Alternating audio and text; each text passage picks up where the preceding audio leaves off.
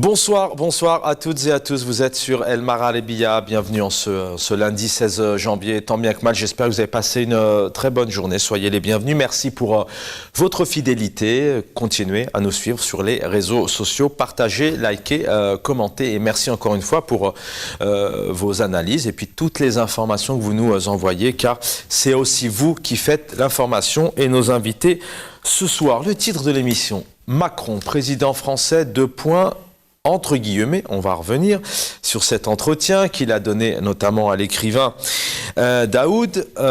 Sans tabou, il s'exprime. Je ne demande pas pardon à l'Algérie, dit-il. Donc un entretien qui fait plusieurs pages, dont il parle bien évidemment de l'Algérie, mais pas que. Dans Le Point, quotidien hebdomadaire Le Point, confrère ici en France, donc paru mercredi dernier, le 11 janvier. Le président français a décortiqué sans tabou plusieurs sujets.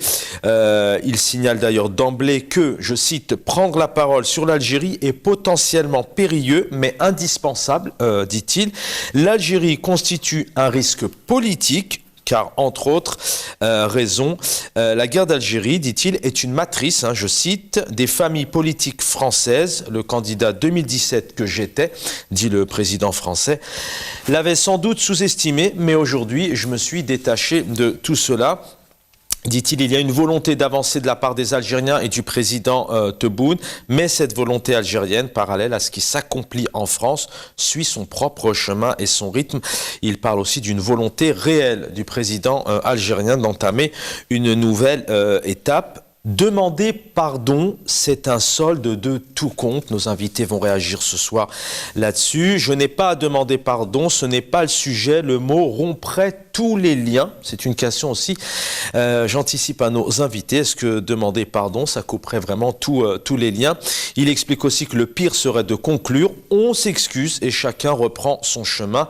Là, la fausse réponse est aussi violente que le déni, parce que dans ce cas, ce n'est pas la vraie reconnaissance. C'est le solde de tout compte, je vous le disais il y a quelques instants, à propos du président algérien. Emmanuel Macron espère qu'il pourra venir en 2023 en France. On sait que le président algérien a beaucoup de mal à s'offrir un bain de foule en Algérie. Comment peut-il venir en France aujourd'hui avec tout de même ce mouvement et puis cette relation particulière qu'il y a avec la diaspora, cette crise de confiance, ce hirak aussi qui existe toujours, d'abord tous les dimanches, mais aussi parfois à Lyon, à Marseille ou encore à Lille. On peut imaginer une réaction tout de même de la diaspora ici en France si il était amené que le président algérien rendait visite à son homologue français. Pour le peuple français, ce sera l'occasion de comprendre des réalités souvent cachées. De quelle réalité parle le président français? Sur le plateau, avec nous, Jamel Guessoum, président du Centre de recherche sociale ici en Ile-de-France, notamment à Saint-Denis, à Paris. Bonsoir, cher Jamel Guessoum. Bonsoir et merci pour l'invitation.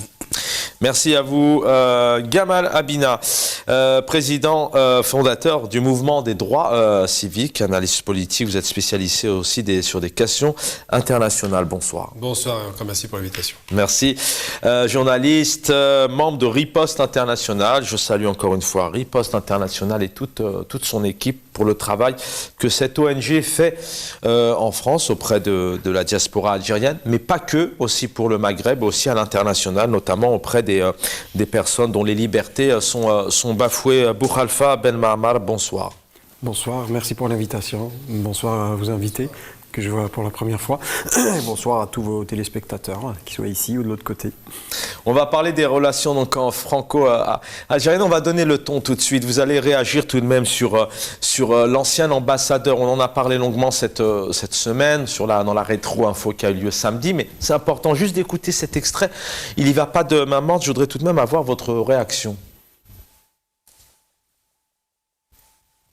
Alors voilà, bon, ici on a le point, voici le titre du point. Emmanuel Macron, je ne demande pas pardon, à l'Algérie. On va y revenir ce soir, c'est aussi le titre de l'émission. Voilà, vous l'avez compris, hein, entretien donc donné à l'écrivain, notamment Daoud. On va maintenant écouter la vidéo numéro 8, on l'a entendu notamment la semaine dernière, même dans la rétro-info de la semaine, où l'ancien, voilà. La réalité algérienne n'est en effet pas celle qu'on nous décrit. Le régime corrompu de Bouteflika est tombé en 2019. Et après des soubresauts, comme dans toute révolution, l'Algérie issue du Hirak Béni serait, nous dit-on, progrès, stabilité et démocratie. Or, tous les observateurs objectifs constatent que depuis 2020, après peut-être quelques semaines d'espoir, le régime a montré son vrai visage, celui d'un système militaire, formé, on l'oublie, aux méthodes de l'ex-URSS, brutal, tapi dans l'ombre d'un pouvoir civil, sans doute autant affairiste que celui qui l'a chassé, obsédé par le maintien de ses privilèges et de sa rente, indifférent aux difficultés du peuple algérien.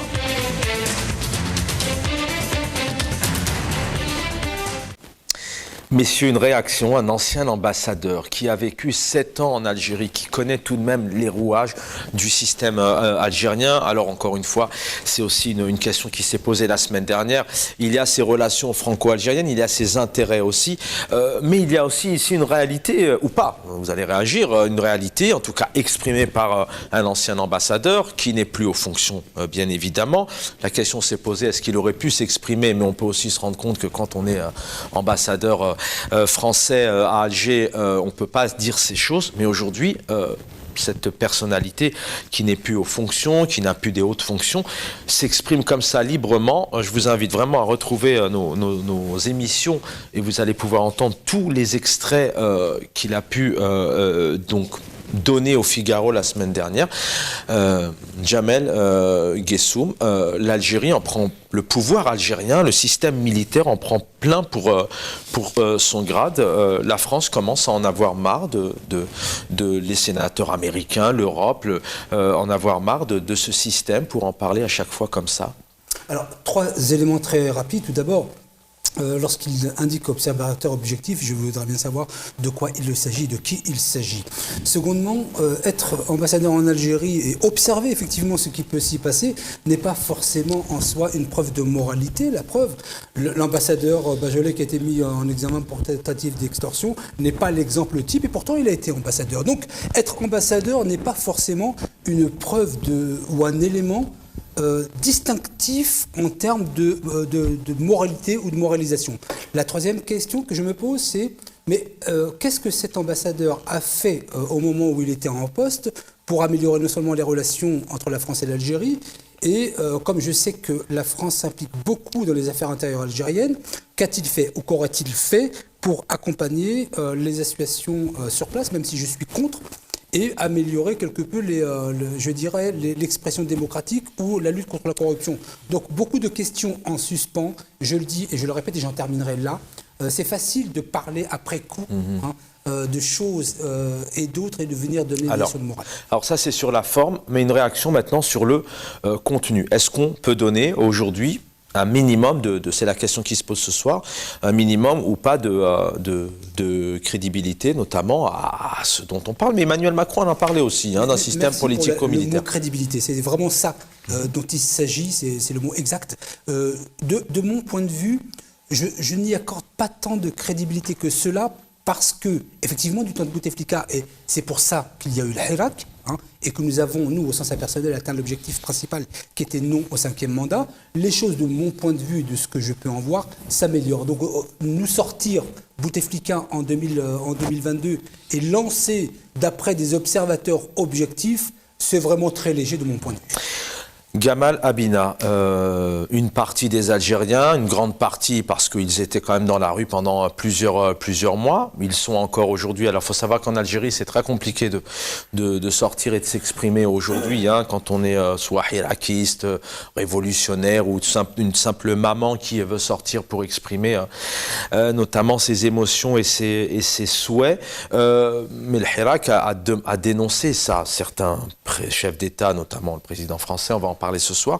Comment vous analysez cette sortie d'un ancien ambassadeur?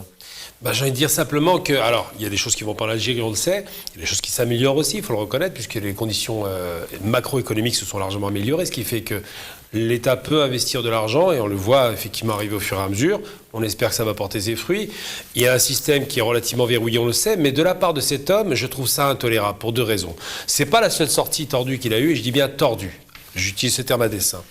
Il en a eu plusieurs autres. C'est pas la première fois qu'il attaque l'Algérie, mais étrangement, ce même ambassadeur qui était nommé 2 fois en Algérie, il faut le rappeler, la dernière fois c'était assez récent finalement, n'avait aucune critique à formuler après être sorti de sa fonction d'ambassadeur quand c'était l'ère Bouteflika. On l'entendait pas dire ça, il n'y avait rien. Pourtant, le Hirak n'était pas passé par là, bien évidemment. Donc, tant que ça allait dans le sens de la France, avec des accointances, avec des malversations, avec de l'argent qui sortait en cascade, il n'y avait pas de problème. Là, aujourd'hui, les relations changent parce que l'Algérie est en train de changer sa relation avec la France et surtout avec d'autres pays européens. Donc là, ça lui pose problème. Et comme par hasard, au moment où la France a besoin de gaz et de pétrole, il tire à boulet rouge. Alors pourquoi je n'aime pas les propos de ce monsieur? D'abord parce qu'il est hypocrite. C'est pas normal d'avoir ce genre de propos. Et surtout parce qu'il a aussi fait des annonces récentes. J'ai encore lu ses dernières élucubrations. Il expliquait que l'Algérie est un système qui était en fin de vie, qu'il allait s'effondrer, que l'économie ne tenait pas. Alors qu'il faut être honnête sur un point. Même si le système ne fonctionne pas bien, et on sait qu'il y a beaucoup de dysfonctionnements, les données macroéconomiques, donc la grande économie pour faire simple, sont saines. L'Algérie n'est pas endettée, n'a aucune dette extérieure. L'Algérie a de l'argent qui rentre en cascade comme jamais. Le gaz est multiplié par 10. Et ce monsieur nous explique que ça ne va pas aller. Donc je veux bien entendre des critiques. Et les critiques, on peut les entendre de la part de gens objectifs. Mais cet homme qui ne disait pas mot encore à l'époque de Bouteflika, aujourd'hui nous tire à boulet rouge après le Hirak en expliquant que ce pays est catastrophique. Bien, je peux tout entendre de la part d'un ambassadeur de n'importe quel pays, pas lui. Mais si on sort, alors je comprends un peu votre colère peut-être contre Xavier Driancourt, mais maintenant si... Effectivement, ça c'est un élément important. Je l'ai rencontré une fois à Paris. Bon, c'est un élément important qu'il faut évoquer. Mais maintenant, on a tout de même un peuple algérien qui revendique ce genre de choses. Est-ce qu'il n'y a pas aussi, à un moment donné, une certaine réalité? Est-ce que le pouvoir algérien ne se situe pas dans cette situation? Soyons tout de même équilibrés, je ne vais pas me faire l'avocat du diable, mais je ne pense pas que... Bon, d'abord, les invités qui étaient là, notamment la semaine dernière, disaient clairement que Xavier Driancourt n'apprenait rien aussi aux Algériens et aux Algériennes, en tout cas une grande partie, hein, pour ne pas généraliser. Donc si on se met aussi dans cette situation-là, c'est peut-être un brin d'espoir au Hiraki. En aucun cas, pas de la part de cet homme. Cet homme a composé avec l'ancien système, il n'a rien à dire. Moi, je vais être très clair, quand on dénonce quelque chose, il faut être à minimum sain. Il a eu aucun problème à prendre de l'argent pour être ambassadeur et ne pas dénoncer l'ancien système, il était donc complice. Et quand le système change et qu'il n'est plus, je parle vraiment des rapports géopolitiques, qu'il est moins favorable à la France, on voit bien que la France a été mendiée du gaz l'été dernier, et c'est pour ça que ça se radicalise d'ailleurs, eh bien, il n'aime pas ça. Je veux dire simplement que cet homme n'a pas le poids pour le dire. On peut dire des choses, on peut critiquer un système, mais pas de sa bouche. Mais pas lui en tout cas. Tout à fait. D'accord. Pas lui peut-être.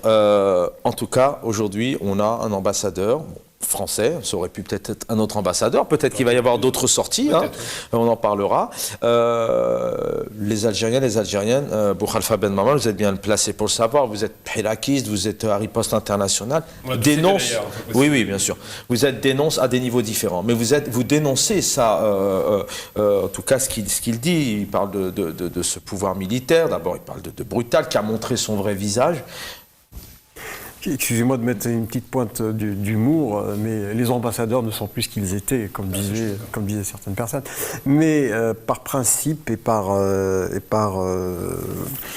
tradition, c'est-à-dire qu'un ambassadeur, quand il est en poste dans un pays, c'est pour gérer les intérêts communs avant tout de son pays. Il ne pouvait pas s'exprimer comme ça. Alors, mais il était 2 fois ambassadeur, il y a une période de vacances. Effectivement, le devoir et l'obligation de réserve qui est censé être la sienne. Et on connaît beaucoup d'ambassadeurs, beaucoup de diplomates qui, même après leur fin de mission, observent une certaine réserve. Et quand ils émettent des opinions, elles sont assez mesurées et puis elles restent... voilà. Je pense qu'il y a quand même... moi, je ne défendrai jamais je fais le distinguo entre l'Algérie et le régime. Donc aujourd'hui, il ne faudra pas qu'on perde de vue que si c'est le régime qui en prend pour son grade, je pense que l'Algérie n'en prend pas, mais si on analyse un petit peu en fond les propos qu'il a tenus, je pense qu'il faudra aussi lire entre les lignes. Donc il impute une certaine responsabilité à la société qui est un peu à la traîne, qui ne fait pas sa propre révolution.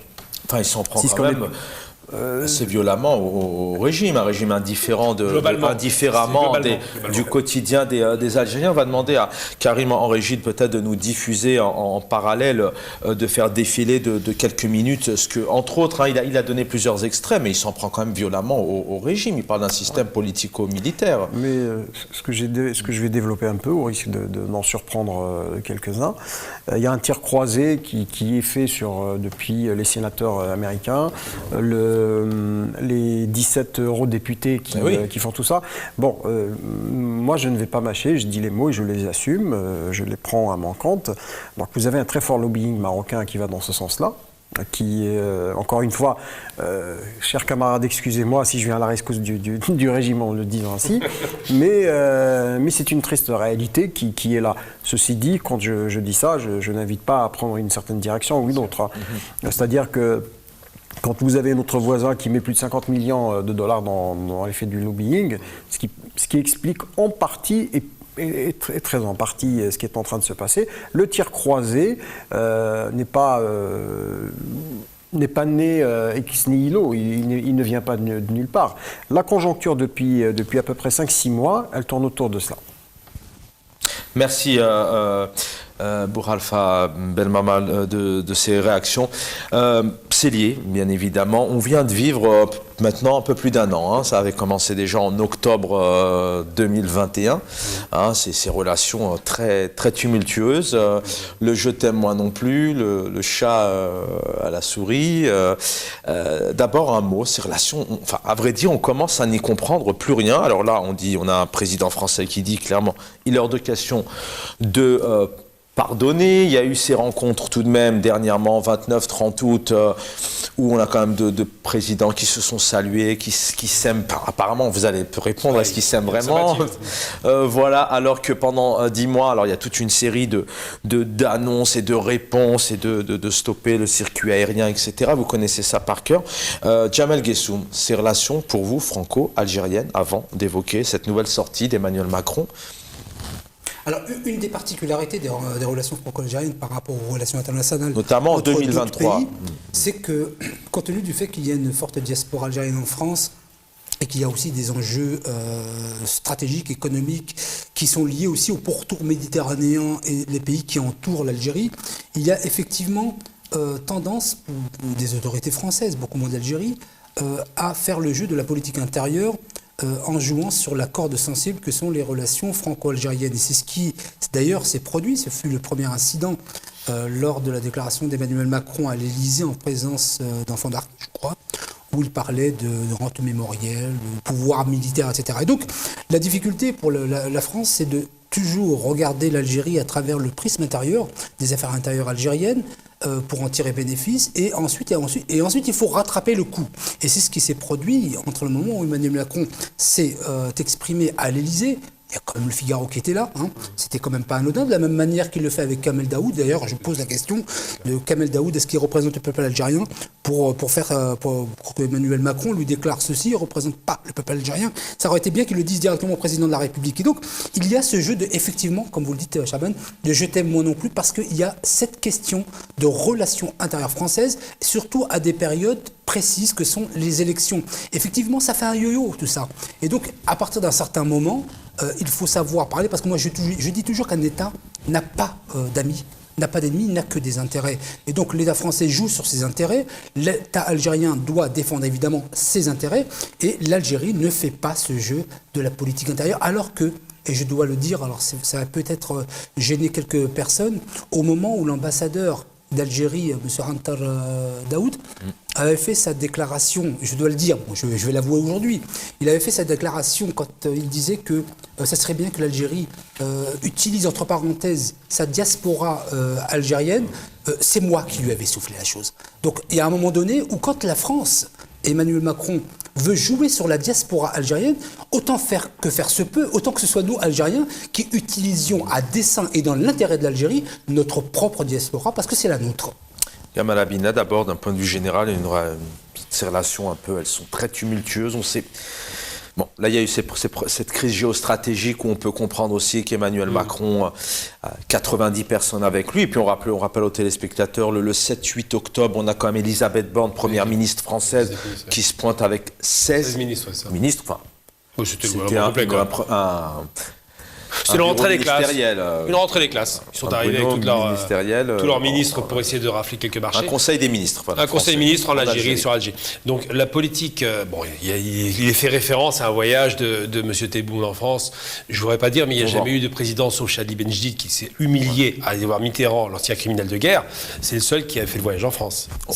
Alors là-dessus, peut-être sur ces relations en général. On va y arriver justement. effectivement, c'est important parce que ça donne un curseur. C'est-à-dire qu'en 60 ans, quasiment aucun président n'a accepté d'aller en France. Ça dit des choses. Alors, quand on parle des relations tumultueuses, j'aime pas le terme parce qu'il est vraiment en dessous de la vérité. La relation franco-algérienne, l'Algérie a fini la guerre en 62. Donc, du point de vue de la population, maintenant je distingue le peuple des dirigeants. De la population, la guerre s'arrête, le racisme s'arrête. On parle bien de racisme. La France perd la guerre parce qu'elle perd son dernier empire colonial à cause de l'Algérie. C'est leur dernière défaite. 200 ans de défaite, la dernière est en Algérie. Et une fois qu'ils perdent l'empire colonial, il se passe quoi? Il y a une rancœur avec ce retour de 1 million quand même de pieds noirs, des juifs d'Algérie qui ne sont pas pieds noirs, il faut le rappeler, il faut le distinguer les uns des autres parce qu'on a tendance à dire juifs pieds noirs, c'est faux.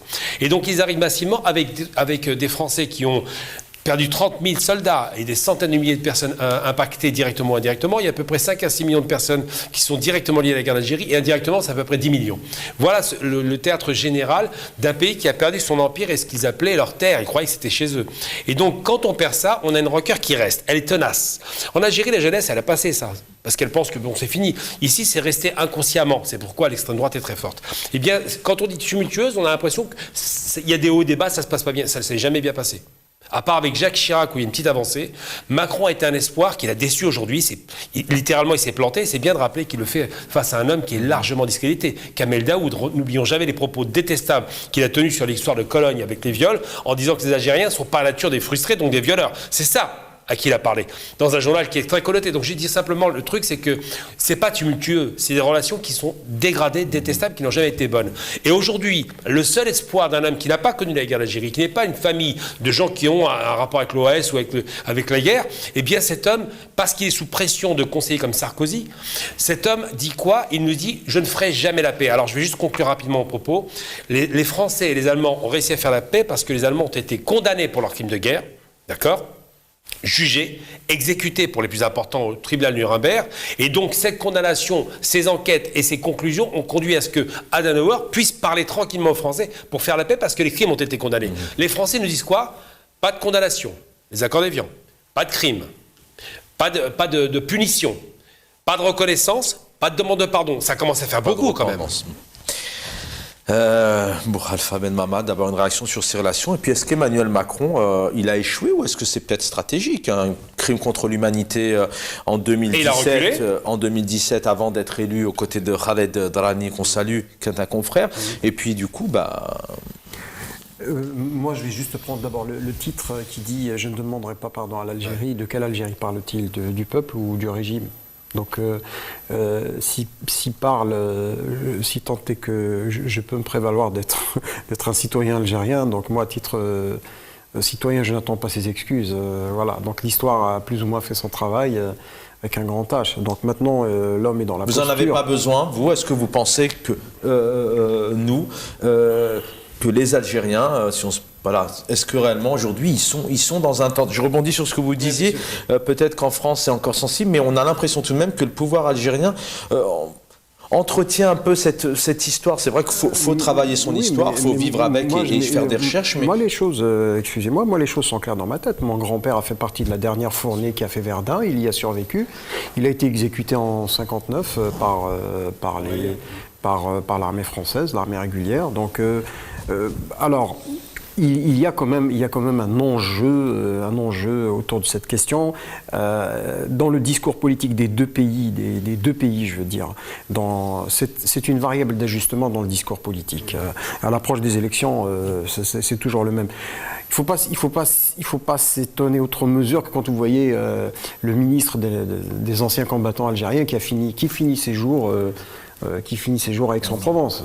Donc ce n'est pas un problème, mais je pense que la dimension de la variable d'ajustement dans le discours politique est très importante. Mais ce que notre ami a soulevé, c'est que l'impact sur la société française aussi, c'est une société où le travail de mémoire n'a pas été fait. Hein. Au lendemain de la fin de la Deuxième Guerre mondiale, il ne faut pas s'étonner de retrouver le préfet de la capitale française, qui était un ancien collabo très connu. Vous avez les hommes politiques d'après-guerre ont eu des accointances avec... je ne parle pas des amitiés. Qui a été condamné d'ailleurs. Oui, mais très tard. Très tard. Protégé par Mitterrand. Il ne faut pas oublier que c'est lui-même qui a dirigé tous les plans, tous les Algériens qui ont été repêchés, qui ont disparu les 2 dernières années du conflit avec l'Algérie, on les lui doit, surtout dans la région parisienne. Oui, 17 octobre 61. Voilà, entre autres. Et puis la gestion sécuritaire pratiquement le quadrillage sécuritaire de toute la communauté à l'intérieur du bassin parisien. Et cela, vous allez remonter... Des couvre-feux racistes, on peut le dire aussi. D'accord, mais ce qui est important, c'est que tout ça, il y a une approche scientifique qui est à la base. Je vous invite à lire une thèse de doctorat d'État qui a été faite par Mathieu Rigouste à Paris 8, qui s'appelle la figure de l'ennemi intérieur. C'est quelque chose qui apprend énormément. Vous avez une institution qui est honorable en France, qui s'appelle l'Institut des hautes études de la défense nationale. Vous avez tous les schémas sur lesquels on bosse depuis à peu près... fin des années 40.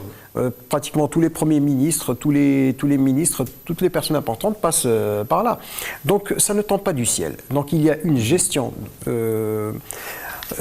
Emmanuel Macron est le produit de sa génération. Il fait de la communication. Quand il parle du cas de l'Algérie, il fait de la communication. Comme vous l'avez bien souligné, il n'est pas concerné pas du tout par ce conflit. Peut-être à plus ou moins de degré de collatéral, mais il n'est pas concerné. Mais il en fait un sujet de communication. Et ce qui est important aussi à retenir, c'est que fait-on de l'autre côté? Qu'est-ce qu'on en fait de l'autre côté? Il y a aussi une capacité de résilience dans notre société qui est réelle. Vous avez encore quelques personnes qui en vivent, c'est un fonds de commerce aussi chez nous, donc on fait de la France la mère de tous les maux. Hein. Voilà. Je sais que vous allez réagir, Jamel Ghessim, vous avez pris des notes. Emmanuel Macron, l'Algérie constitue un risque politique. De quel risque parle-t-il?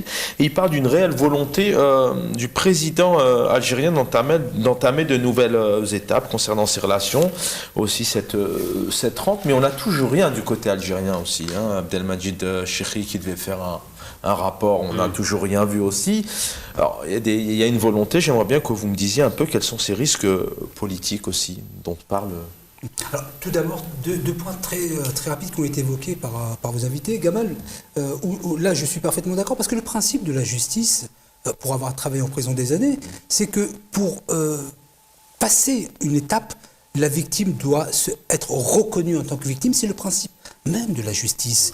Quand il n'y a pas de demande de pardon et de condamnation, c'est ce que tu as dit, Gamel, c'est effectivement vrai. Une victime qui n'est pas reconnue en tant que victime, ça fait le lien avec ce que vous venez de dire, Chaban, ne peut pas avancer. Et donc il y a cet état de fait que le peuple algérien, ne se reconnaissant pas victime parce qu'il n'y a pas eu de condamnation, est un fait important. Le deuxième élément que je voudrais apporter, c'est qu'il faut se souvenir que la guerre d'Algérie était évoquée sur la sémantique comme étant des événements d'Algérie jusqu'en 2000. Absolument. Jusqu'à Lionel Jospin. Donc, c'est-à-dire que de 1962 à 2000, c'était des événements, comme s'il s'agissait d'un acte de délinquance isolé. Et donc, comment pouvions-nous, le nous est impersonnel, travailler sur l'histoire et la mémoire lorsque la guerre d'Algérie est transformée comme étant des événements? Là où ça vient aussi de l'intérieur, c'est qu'à l'époque de Jacques Chirac, il y avait un traité d'amitié qui devait être signé entre la France et l'Algérie. Qu'est-ce que les députés français ont trouvé le moyen de faire à ce moment précis? C'est de faire voter une loi qui vante les mérites de la colonisation française en Algérie. De ce point de vue, pour revenir à votre question, Jaban, comment pouvons-nous, nous, de l'autre côté, faire notre travail et là où monsieur a tout à fait raison, sur la question de la résilience, on peut aller vers ce champ-là qui va tendre à désamorcer, pas cette crise, mais ces relations. Mais à partir du moment où le bourreau ne reconnaît pas la victime et n'est pas dédommagé avec un jugement, comme à Nuremberg, effectivement, on ne passera jamais cette période. Et de ce point de vue, l'Algérie, là je fais le reproche à beaucoup de politiques algériens, d'ailleurs qui se planquent maintenant au Maroc, l'ancien président du FLN, qui insultait l'Algérie quand il était président du FLN, mais qui, quand le moyen s'en est trouvé, il s'est sauvé où? À Paris. Et donc, il faut que cette résilience puisse se faire dans un cadre de justice. Voilà ce que je voulais dire et qui me paraît important. Une victime qui n'est pas reconnue en tant que victime gardera cela en elle-même. Le président algérien qui vante les qualités du président français. On écoute Abdelmajid Tebboune. Et je trouve que le président Macron est très sincère dans ce qu'il fait. Il est honnête. Il est très propre du point de vue historique, très propre, qu'il n'est impliqué en rien dans ce qui se passe entre le... Est-ce qu'une visite est au programme bientôt? Oui, on a discuté, c'est pas exclu, c'est uniquement un problème de calendrier. Une visite à Paris, hein, c'est ça. Visite à Paris, même la visite du président Macron ici. Alors, évidemment, il s'est passé quelque chose. Parce que s'il y a une visite, bon, c'est entendu que s'il y a une visite, ce sera une visite d'État. Évidemment. Ce ne sera pas une visite de travail. Les conditions de Covid, les conditions ici et là-bas sont-elles favorables à des contacts avec les masses, avec ceci, avec cela, avec cela? Bon, nous sommes en train d'étudier. Puis, le calendrier étant très chargé ici, vous savez qu'une visite demande une absence d'au moins une dizaine de jours, le temps de préparer, de la faire, et je pense que 10 jours, ça compte énormément dans mon calendrier pour accélérer le processus démocratique sur lequel on est engagé. Voilà, on aurait pu on diffuser plusieurs, on avait François Hollande qui nous parlait de l'alacrité de l'ancien chef d'État, Abdelaziz Bouteflika qui était très malade à l'époque, mais il nous parlait d'une alacrité. On aurait pu entendre Chirac, Mitterrand, plusieurs présidents. Messieurs, on vient d'entendre sur une éventuelle visite d'Emmanuel Macron, bien évidemment depuis Emmanuel Macron est allé en Algérie. Sincèrement, vu Boukhalifa Ben Mammar, vous avez vécu au cœur, alors je sais que vous avez fait aussi le Hirak d'une certaine manière, pas tous les dimanches, mais Boukhalifa Ben Mammar, vous étiez encore dimanche dernier avec le soutien de Hassan El Qadi, samedi dernier, au Trocadéro, ces millions d'Algériens qui étaient dans la rue, serait-ce que 1%, est-ce qu'à un moment donné, qu'est-ce qui se passerait si le chef d'État algérien viendrait en France, selon vous? Comment il serait pris? Est-ce qu'il peut venir, ce président algérien qui a du mal tout de même déjà à s'offrir des bains de foule en Algérie? C'est une réalité. Il y a un tel niveau, il pourra faire l'objet d'une crispation, je dirais, très intelligente. De toute façon, aujourd'hui, les capacités d'organisation pour je ne dirais pas pour s'aborder, parce que l'ensemble de nos concitoyens qui sont fortement impliqués dans ces manifestations ont évolué politiquement, sont beaucoup plus critiques. Ils savent que les espaces publics doivent s'utiliser et s'usiter de manière très intelligente. Ils savent que sur le terrain de la communication, il faut s'organiser, ne pas rater son coup. Je pense qu'il sera lui-même déjà surpris par la nature de la riposte qui va s'organiser, et ce sera un problème pour l'autre, c'est celui qui accueille qui doit gérer tout ça. On a deux pays même différents en termes d'état de droit, démocratique, terre d'accueil. Je pense que même s'il y a un débat sur la démocratie en France, mais je pense qu'on peut dire clairement qu'en France c'est un état démocratique, il y a des problèmes de détenus d'opinion. On a deux états. Emmanuel Macron nous disait que le président algérien était plutôt sensible à la question de la liberté de la presse. Est-ce que ça pourrait pas créer aussi des crispations, des incompréhensions, de la colère où ces deux chefs d'État vont se retrouver autour d'un café à discuter, alors que de l'autre côté de la Méditerranée, on a quand même... Vous savez, vous prenez un très bon lycéen en terminale, vous lui demandez de faire une analyse des éléments de langage, vous allez trouver que c'est de la langue de bois pure et dure. Hein. Donc c'est vraiment... les mots sont choisis au cours d'eau, ils sont... Il dit ce que tout un président avec un représentant d'une dictature est censé dire, sans plus. Donc il faudra qu'il ménage le chou et la chèvre. Vous savez, quand un président d'une puissance démocratique se rend dans une république, excusez-moi du terme, qui n'est pas loin d'être bananière, quand il part avec tout son staff, c'est pourquoi ? C'est pour faire du business. Le reste, c'est du bullshit, hein, donc il ne faut pas prendre les gens pour ce qu'ils ne sont pas. Donc on est en représentation, en perpétuelle représentation, on va aller signer des contrats, on va aller signer des contrats, et on va aller signer des contrats. Donc quand vous y allez, et que... Je vais vous dire, ce qui est choquant quand même, c'est que quand Blinken est parti en Algérie, donc en guise d'offrande, le pouvoir en a libéré 60. C'est quand même, il y a une asymétrie qui démontre quand même que l'aplaventrisme n'est pas quelque chose qui gêne nos gouvernants, mais regardez aussi comment se font les rapports avec la France, entre l'Algérie et la France. Donc aujourd'hui, je pense que l'État français a choisi, je ne parle pas de la société, je parle de l'État français qui a choisi son camp dans ce bras de force qui est entamé depuis 4 ans par les Algériens. Donc ils ont choisi leur camp. Donc c'est celui du business, celui des affaires, celui des intérêts. Ça l'a toujours été. Il y a un compte entre l'État français et les Algériens qui n'est pas soldé au-delà de la dimension de la guerre d'Algérie. Je ne pars pas très loin. En 87, il y a un opposant algérien qui a été flingué à Paris par un Macron. À l'époque, le ministre de l'Intérieur, c'était en pleine cohabitation. Ça veut dire que les intérêts transcendent les identités politiques pour la raison d'État. Donc aujourd'hui, on se retrouve avec pas mal de situations comme ça. Jamal Abina, une réaction sur la visite du président algérien avec le contexte qu'on le connaît, mais qu'est-ce qu'il viendrait chercher selon vous Je ne suis même pas sûr qu'il vienne en réalité, parce que la question qui se pose, Macron dans cette interview, je l'ai lu en entier, donc ce qui est intéressant, c'est qu'il évoque plusieurs éléments. On parle d'éléments de langage pour le coup, moi j'aime pas le terme parce que je trouve que c'est les mots fourre-tout à la mode, mais bon, quoi qu'il en soit, il est très malin dans son expression. Il dit par exemple que l'interview qui avait été retranscrite dans Le Monde a été exagérée, qu'il n'a pas été aussi loin. Donc déjà il calme un peu le jeu et en même temps à la fin il nous dit si on reconnaît les crimes, c'est un solde de tout compte. Bon, c'est un vocabulaire de comptable assez ridicule. Si on reconnaît les crimes, ça améliore la relation, ça relance la relation, ça ne bloque pas la relation. Déjà c'est une formulation qui était assez hasardeuse. Ensuite, pour répondre à la question du trauma collectif, parce qu'il y a un trauma collectif. Et on le connaît ce trauma, on le voit bien, les Juifs l'ont connu aussi, de dire on ne reconnaît pas le crime, donc il n'y a pas de crime. Et le problématique en Algérie, c'est que même si les gens n'en parlent pas, ça reste quand même coincé. Alors quand M. Tebboune dit Macron est le meilleur interlocuteur, au départ il a raison, puisqu'il a fait les sorties tonitruantes, on se rappelle en 2017, puis après il recule. Parce que là, il y a une société française extrêmement bloquée, je parle de l'extrémisme de droite et la droite classique, qui met le paquet pour empêcher la reconnaissance des crimes. Donc s'il vient en France, évidemment qu'il n'y aura aucun problème. D'abord parce que c'est l'État français qui va le recevoir, donc les risques sont marginaux.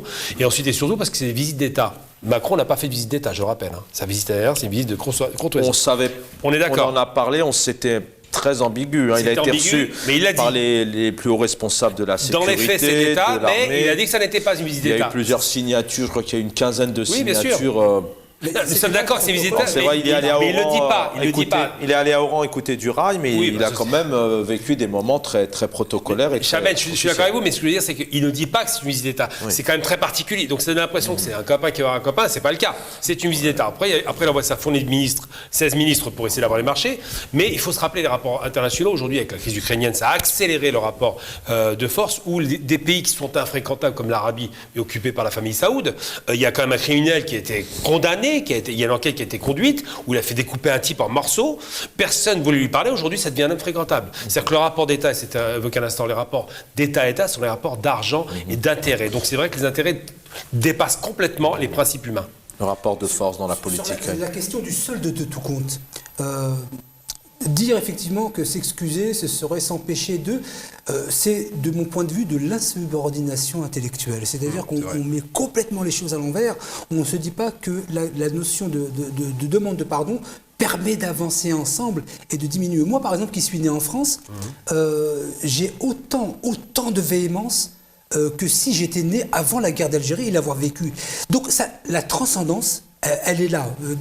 Quelle magie s'opère pour que tous les Algériens, même ceux qui sont nés en France, ressentent cela. C'est quand même quelque chose de particulier. Sur la question, Faut avouer, à moitié pardonner. voilà, à D'accord, moitié, là-dessus. c'est ça. La France se fout de la liberté d'expression, etc. C'est ce que je disais en préambule.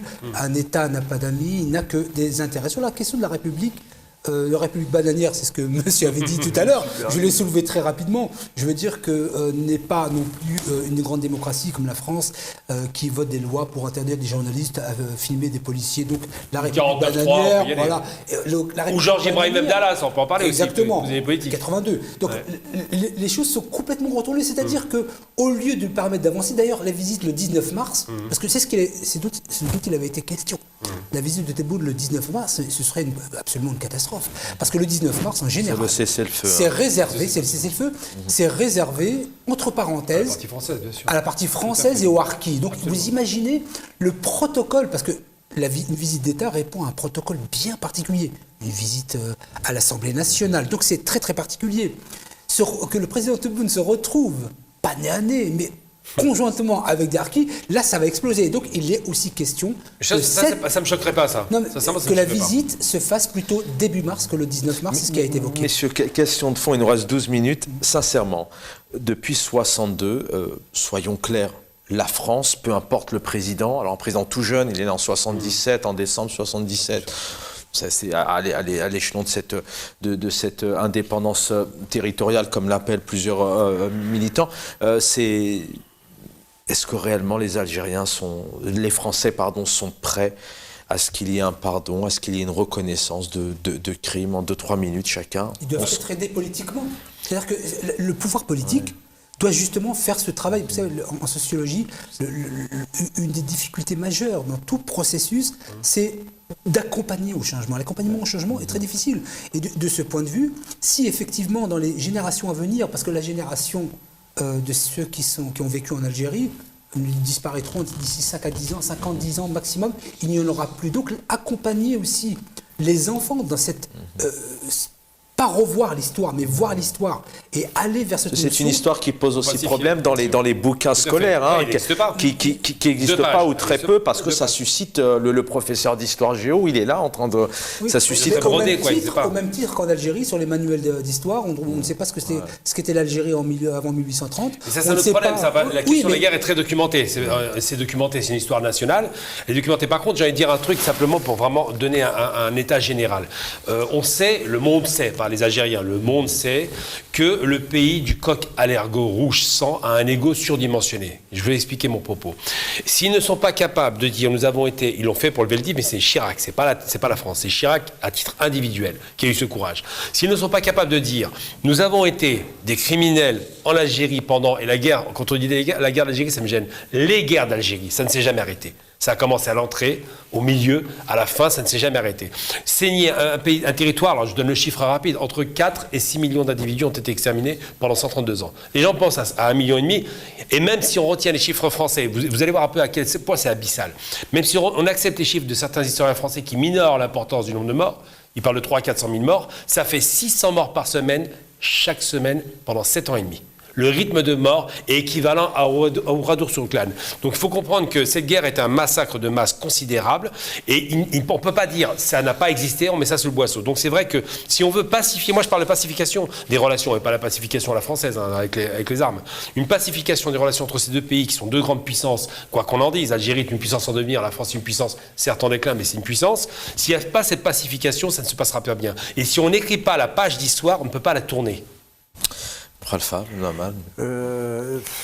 Moi, si vous voulez, je pense que toutes les invasions où il y a une dimension de création d'empire, il y a toujours une écriture biaisée de l'histoire, parce qu'il y a toujours les vainqueurs qui l'écrivent, d'une part, mais d'autre part aussi, à partir de l'indépendance d'Algérie, il y a eu une confiscation de la mémoire et de la symbolique par le régime qui est arrivé, parce qu'il n'avait ni la légitimité réellement historique, puisque la plupart des gens qui sont retrouvés à la tête du pouvoir n'avaient pas fait le front intérieur.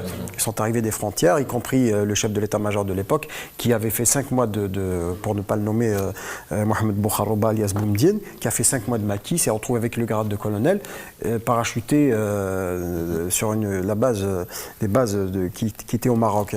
Donc vous avez l'écriture du récit national en Algérie, il a obéi à quoi? Il a obéi au même, c'est-à-dire qu'il a été asservi pour justifier la présence d'un régime. Et comment voulez-vous d'abord réconcilier les Algériens avec leur propre histoire? Ça, c'est un problème. Il y a le fait Amazir, qui déjà, lui, pendant au moins les 50 premières années de l'indépendance a été complètement nié. Donc là, on crée pas qu'une césure, mais c'est carrément une fracture dans la mémoire de cette société. Et puis vous avez aussi des mécanismes qui viennent en réaction. Alors, le trauma de la guerre d'Algérie, des guerres d'Algérie, comme vous l'avez si bien dit, la conquête a été violente, a été d'une violence inouïe. Il ne serait-ce qu'à voir l'époque, ce qui s'écrivait à l'époque déjà. C'était voilà, exactement. Tout à fait. Et d'ailleurs, aujourd'hui, nous avons même des questions, nous avons beaucoup d'universitaires qui se posent des questions depuis une trentaine d'années sur ce qu'ont été les conquêtes avant l'arrivée des Français. Elles ont toutes obéi à un schéma identique, y compris ce qu'on a appelé les futuhat islamiens, qui n'en étaient pas des futuhat, qui étaient aussi des conquêtes. Donc les premières exactions, c'était, une fois qu'un territoire était annexé, c'était de prendre, que chacun prenait son quota de femmes et d'enfants. C'était pour en faire... voilà, c'était... Donc si vous voulez, donc, il y a aussi le regard propre de l'Algérie sur sa propre histoire, sur ce qu'elle a été, donc il faudrait qu'elle ait un regard apaisé là-dessus. Et aussi, je pense que c'est à nous d'entamer ce travail-là, parce que si on attend les Français, ils ne vont pas le faire. Alors, si on attend les Français, ils ne vont pas le faire. Transition toute faite, je voudrais qu'on termine quand même sur les dernières minutes qui nous restent, sur la responsabilité pédagogique. On en a parlé, je crois, dans une émission, Jamel Gessoum aussi, et puis peut-être avec vous aussi, la responsabilité pédagogique du pouvoir algérien. On ne va peut-être pas citer ici tous les moments historiques qui ont marqué l'Algérie, 80, 88, 62, 91, 92, les émeutes de 88, aussi cette période de 2019, parce qu'à un moment donné, il faut écrire, il faut conférencer là-dessus. On a l'impression tout de même que de l'autre côté, la rente et l'histoire, je vous le disais tout à l'heure, Abdelmajid Chihri, M. Chihri, devait pondre un rapport. Le rapport Stora, il est ce qu'il est. On le critique pas, mais il y a eu un travail de fait. Abdelmajid Tebboune a annoncé dernièrement qu'il allait avoir ce travail, mais la responsabilité maintenant du pouvoir en termes de pédagogie, d'enseignement, les jeunes, vous dites réconcilier les Algériens avec leur propre histoire. Quand est-ce que justement cette culture, cette éducation nationale en Algérie va se bouger? Je pense que ce travail pédagogique... Puisqu'il n'y a pas vraiment une volonté de tout fermer aussi, peut-être. Mais je pense qu'il faut distinguer plusieurs choses et éléments. La question de la pédagogie s'impose de fait pour accompagner nos jeunes générations, nos futures générations dans l'histoire qui est la leur et s'approprier leur propre histoire. Elle est même consubstantielle. Bien sûr, mais là où j'ai une difficulté, c'est que en ce qui concerne l'Algérie, l'histoire algéro-française, être dans la pédagogie alors que ce fait n'est pas encore réglé, qu'il n'y a pas eu de justice de rendu, va être quelque chose de très difficile. Là où je reproche aux autorités algériennes de ne pas faire ce travail de pédagogie, et effectivement, Chaban, nous l'avons évoqué, c'est la question de la majorité de l'Algérie, de son histoire, de s'approprier cette culture qui est vraiment centrale et qui est l'ADN. C'est l'ADN de l'Algérie. Et donc, et notamment sur ce qui s'est passé en Algérie avant 1830. Donc, je reproche aux autorités algériennes de ne pas faire ce travail. Mais je ne peux pas lui reprocher sur la question algéro-française tant que justice ne sera pas rendue. Alors, il y a une volonté ou pas, sans spéculer vraiment en étant, est-ce qu'il y a une volonté, est-ce qu'on n'a plus de dossiers, est-ce qu'on n'a pas les compétences aussi au ministère de l'Éducation, ministère qui gère un peu cette culture historique, etc. C'est quoi? C'est une volonté de tout camoufler ou est-ce que... Il y a plusieurs éléments qui s'inscrivent là-dedans. Malheureusement, en Algérie, on sait que l'incompétence crasse arrive dans pas mal de ministères. On l'a vu avec l'ancienne ministre pas de l'éducation, mais de la culture, qui était quand même extrêmement nulle, il faut le reconnaître, et qui aujourd'hui dort tranquillement en prison, d'après d'après ce que j'ai entendu dire. Il faut comprendre une chose, c'est qu'il y a à la fois de l'incompétence, de la volonté de cacher et de la négation de l'histoire. On prend un exemple très concret d'un personnage, ça a été parlé sur la question de la mazérité, qui était une erreur monumentale. La révolution a dû aboutir à quelque chose de positif et non pas d'exclusif. Sur l'arabité, c'était une grave erreur. Sur la question de Messali Haj, il a eu ses heures et ses malheurs. Il a voulu composer, on lui a reproché. C'est un héros de la révolution, qu'on le veuille ou non. C'est la naissance du sentiment national vient de lui. Ça pose problème pour beaucoup là-bas, c'est pas écrit. Ensuite, la question des massacres de masse qui ont eu lieu, ça a commencé par la France, on le sait, mais pas seulement. En 88, c'est un massacre de masse, il ne faut pas l'oublier. Toutes ces choses-là ne sont pas documentées parce que c'est vrai que ceux qui tiennent à pouvoir, et on l'a vu en France, en 2005, pour ces bienfaits de la colonisation, encore une fois, l'État s'arrange le droit de faire de l'histoire. Eh bien non, l'État ne doit pas faire de l'histoire. L'État doit demander aux historiens de faire de l'histoire et produire l'histoire aux établissements scolaires par le ministre de la Culture, mais ministre de l'Éducation nationale. La problématique qui se pose, c'est est-ce qu'on va, oui ou non, la faire, cette histoire, et non pas une histoire mythifiée ou exagérée, mais une histoire réelle. Boukhalifa Ben Marmal, il y a toutes ces périodes historiques qu'on peut citer. Il y a aussi ces enquêtes dont on n'a pas de réponse, qui étaient à Ben Ramadan, qui était Krember Qassem, qui était Marto Blounès aussi, ça a été un chanteur, il a été assassiné. On cache, on a l'impression qu'on doit tout camoufler, et de génération en génération, vous le disiez, maintenant c'est vrai que les personnes âgées grandissent et elles sont amenées, le fait de disparaître. Pourquoi, à un moment donné, en Algérie, on manque d'éléments, on manque de transmission?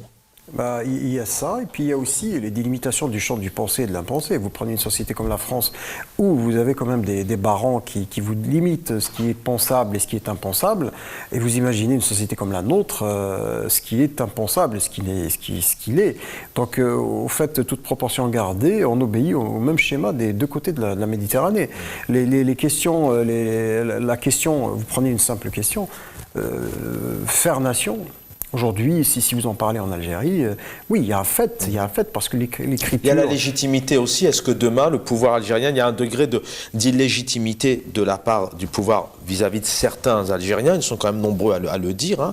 Pas tous certes, mais nombreux. Est-ce qu'il y a ça aussi, il y a cette crise de confiance, de recevoir des informations, de les accepter? Il y a un vrai travail à faire là-dessus. Oui, mais sauf qu'aussi, l'émancipation de la société ne passe pas uniquement par les droits politiques, mais c'est aussi la capacité d'une société d'aller chercher son histoire, c'est-à-dire de maîtriser son monde universitaire, de pouvoir produire du sens et de la réflexion, de pouvoir donner des outils qui permettent d'analyser aussi. Donc ça, on est empêché. Mais je vous dis, toute proportion gardée, vous avez un système français dont on s'est largement inspiré en Algérie. Donc vous avez des mandarins dans le champ de la recherche médicale et ainsi de suite. Mais c'est pareil, vous avez des chaires d'histoire qui sont dirigées par des... voilà. Et puis il faut dire aussi la triste réalité, l'enseignement algérien a été une concession qui a été faite au courant conservateur le plus rétrograde en Algérie depuis l'indépendance. Donc vous n'attendez pas que ça produise un quelconque résultat. Merci, vous avez noté un élément, Djamel Guessoum, vous avez le chrono en face de vous, il reste 30 secondes. Alors, ce que j'aimerais dire, c'est que sur la question une problématique qui existe en Algérie, c'est la question de la gouvernance. Et par exemple, si on pose la question à n'importe quel Algérien qui est ministre 2, personne ne sera capable de vous dire parce qu'il n'y a aucun charisme, aucune volonté politique. Les ministres, un à un, n'existent pas. Une petite note positive, Tahia Jazair quand même. Tahia Jazair et une grande mémoire à Hawari Boumedine, rahimahullah. Merci, c'est vrai qu'on entend très peu les ministres, les députés, enfin il n'y a pas de bain de foot, ils ne sont pas médiatisés d'un point de vue négatif ou positif. C'est vrai que c'est un élément important. Gamal Abina, merci d'avoir été avec nous. Boukhalifa Ben Marmal, plaisir de vous recevoir à chaque fois. Et pareillement pour Djamel Guessoum, merci pour votre fidélité. Le programme continue sur El Maralbia. Merci à toute l'équipe en régie, merci pour votre fidélité. Bonne soirée à tous.